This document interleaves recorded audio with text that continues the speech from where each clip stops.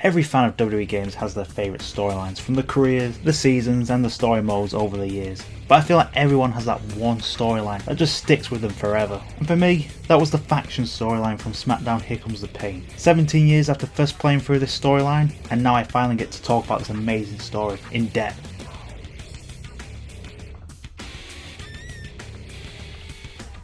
When you get to SummerSlam and Here Comes the Pain season mode, JR will approach you at the end of the show to ask if you would like to either continue being a single superstar or create your own faction. Can I just say that JR picks the worst time to want to chat? Oh hey, was you going to go and get in your car and leave there, Austin? How about I keep you waiting here for a little longer whilst I run down what's going to happen for the next 3 months? You could have picked a better time, JR.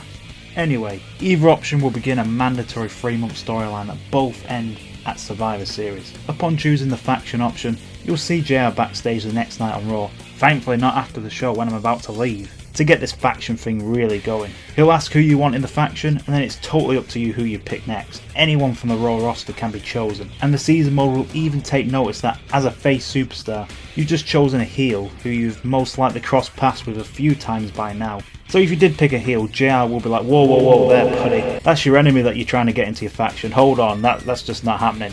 Unless you're turning heel or you're going to try and get him to turn face. That's now your decision to make. I convinced JR that I'll be able to get The Rock to turn back to the good side and join the faction. Of course, the perfect opportunity to convince him to join the faction was by giving him a beating. Why talk things over?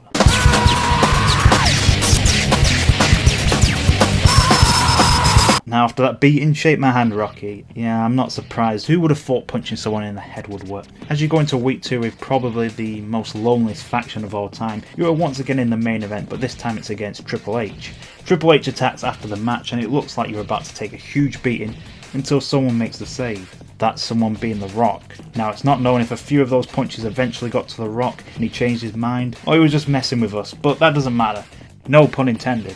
The first piece of the faction puzzle has been put together with Rock and Austin joining forces. This was a pretty fun twist when first playing through the storyline. It did make me wonder maybe going for a former rival was delusional on my part, and I think a good storyline in a WWE game is one that keeps you guessing all the time. The next week on Raw, The Rock approaches Austin and recommends bringing in a manager to the faction. The options are not as big as the first time because picking a manager is another way of saying bringing in a women's superstar to the faction, and the women's roster wasn't that big at the time, so the obvious choice was to bring in Trish, which ends the 3rd week. Trish will immediately accept joining the faction in week 4, bumping up the group's number to 3. But just days before the pay-per-view, there will be another big twist to end this episode of Raw. Whilst your faction is in the ring, a random Raw superstar will make their entrance to the ring, not to fight, but to ask if they can join the faction. In my playthrough, this was RVD. Now, what this storyline does well, and to be honest, season mode in general, is giving the player a choice. You can tell RVD that he's in, or you can give no answer right now, think it over for a bit, or pretend you're thinking about it, but instead you have somebody completely different in mind for that 4th spot. It's pay-per-view time, and it's also time to make a decision. If it wasn't obvious already, I had someone else in mind. The Rock calls RVD a punk, which is not very nice at all, Rocky.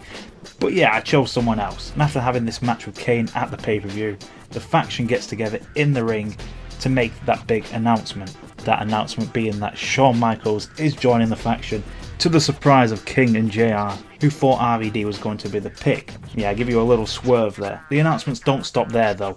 You're now given an option to call your faction a preset name, and you have a choice of 17 different names. The names range from actual factions like the NWO or DX, to made up faction names. I went with the original name of Dangerous by Design. Either that or Rules of the Ring was my go-to name when playing through this story. Let me know in the comments what your faction name was.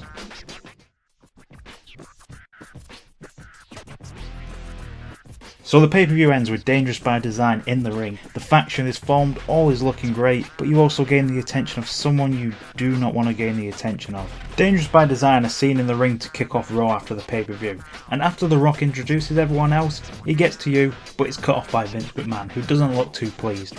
Vince pretty much says, who gave you permission to create a faction, and threatens to show what he can do in retaliation over this. It doesn't take too long for Vince to show what he meant, because during your main event match with Christian, you'll be ambushed by 3 random Raw superstars out of nowhere. After taking this beating, Vince will be seen at the top of the stage and announces that this is the new corporation that will also take down your faction. But I'm left thinking one thing, where was my faction?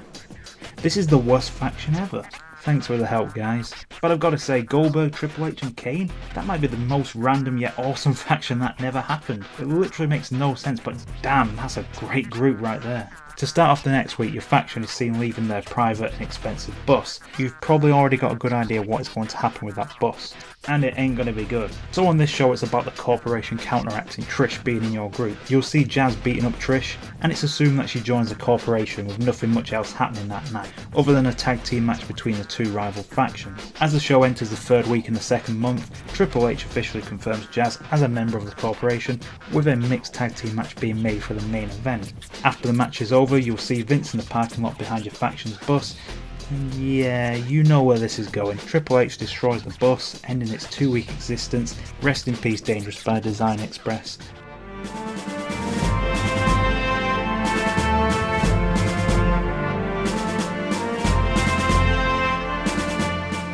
As the second pay-per-view No Mercy closes in, you'll see Kane in the ring, who taunts Stone Cold by saying he's not here for their match tonight because the faction destroyed their bus. Then, I can't believe I'm saying this, but Stone Cold out of nowhere drives a truck down the ramp towards the ring. I'm not sure how he squeezed that in there, but he sure did do it. The match takes place, and after it you'll see Triple H at the entrance as he challenges you to a match at No Mercy, with you being given the option to choose the match type.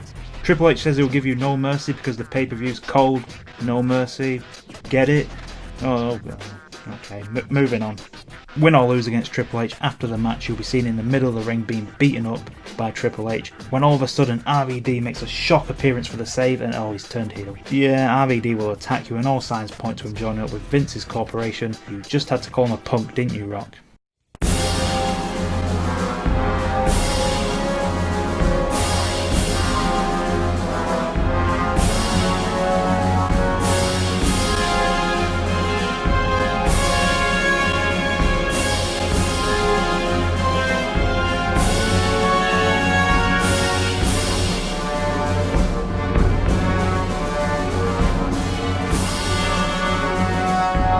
But yeah, I really did like seeing that your jerk move of ditching RVD in favour of Shawn Michaels comes back to haunt you later on in the story. As I said before, it makes your decisions feel like they actually mean something, which is a feeling I don't really get that much anymore with the current WWE 2K games.